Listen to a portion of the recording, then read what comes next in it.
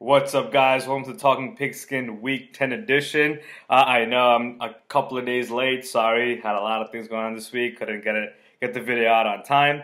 But here we are. Still, thankfully, I didn't get to choose the Pittsburgh and Carolina game because I expected a close game. But look what happened. Pittsburgh blew them out, so that worked out in my favor.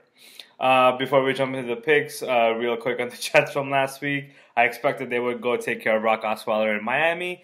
But clearly, Coach Todd Bowles doesn't have the team ready to play. Sam Darnold probably just hit the rookie wall, which is fine. Let him have the bad game. It's okay. Losing to the Dolphins twice sucked in this year, but it's expected. The rookie quarterback is going to make some dumb mistakes and have some rough games, and that was the case on Sunday.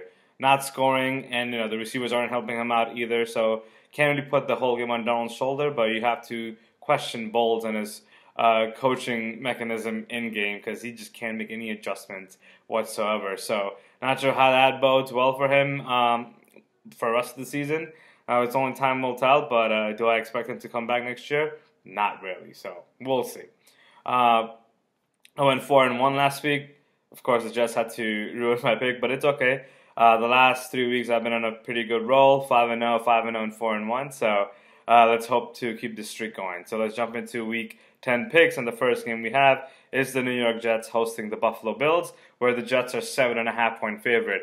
I don't even know how they're going to score 7 points. Sure, Josh McCown is starting in place of Darnold because he's out with an injury. And Jermaine Kearse came out this weekend and said the tempo is much faster in practice with McCown under center. Of course, he's a veteran, proven quarterback. He's not going to be Darnold who's going to second-guess the snap when Spencer Law can't even get the snap right, and he can adjust to anything because he's seen it all by his 15th year now. So McCown will have the offense much better. He'll be much prepared for the other defense to throw him anything as opposed to Darnold. As far as Jets defense, they're playing great. I hope that they continue that. They're facing Matt Barkley tomorrow, and I don't think the Buffalo Bills have anything going on their offensive side of the ball. Their defense is average. I think this entire game will be very defensive, but I expect the Jets to hold on and win this game. Next game we have is the New Orleans Saints going up to Cincinnati to take on the Bengals, who will be without A.J. Green, and that just doesn't look good for them. Sure, New Orleans also had a setback. They just signed Des Bryant, and which could have propelled them into NFC Championship game, even to Super Bowl, but now he just got a torn Achilles injury. Well, I know he's looking for a second opinion, but I think he's done for the year, which is upsetting because I was expecting, and excited to see what Drew Brees would do with him, but unfortunately that's not going to be the case. Traquan Smith has to step up and make sure to fill in that void. As far as the Bengals offense without A.J. Green, I don't like their chances. I don't think they'll be able to keep up with Brees and company. I expect a shootout for the most part, but I think at the end Brees will pull away and take out the Bengals easily. Next game we have is the New England Patriots going to Tennessee to take on the Titans. Now, not a lot of people predicted the Titans to win at Dallas last Monday night. They were down early and then sure came back and took the Cowboys out of the game, which was great to see. Mariota had a very good second half. Hopefully he can keep that going against Tom Brady and New England. Let's see what the Tennessee Titans can do. Mike Vrabel played under Coach Belichick, so he's got to know the defensive scheme that he's going to throw at Mariota. Tom Brady, who's continuing to defy age, came up big against Aaron Rodgers last Sunday night and got the W. So expecting him to continue his winning ways, and they're going to go to Tennessee. I think they'll easily take care of the Titans.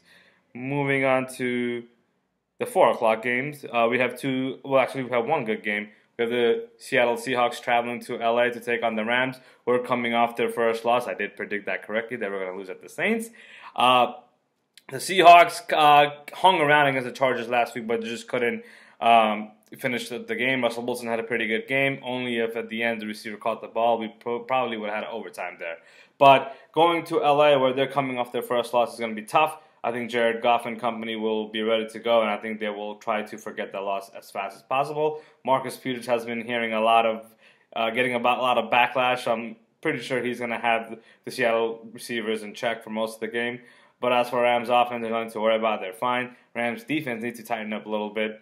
Russell Wilson can make plays. He's always given every opposition fits. So we'll see what happens. But I think the Rams will easily win this game. And Last game we have is tomorrow night, where the Philadelphia Eagles, coming off the bye, will host the Dallas Cowboys. The NFC East, like almost every year, is very rocky, and this year proves to be more of the same. So Eagles at 4-4, Cowboys in 3-5 are very much alive to win the division crown. But you know the way Cowboys showed up last week, if they continue that, their season going to end very soon.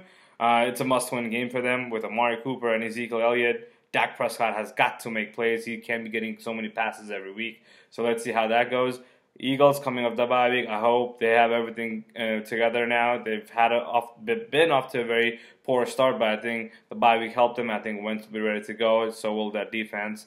I think Doug Peterson will find a way to get this team going in the second half of the season. So I'll take the Eagles on that. So we have the Jets, the Saints, the Patriots, the Rams, and the Eagles. Let me know what you think of these picks.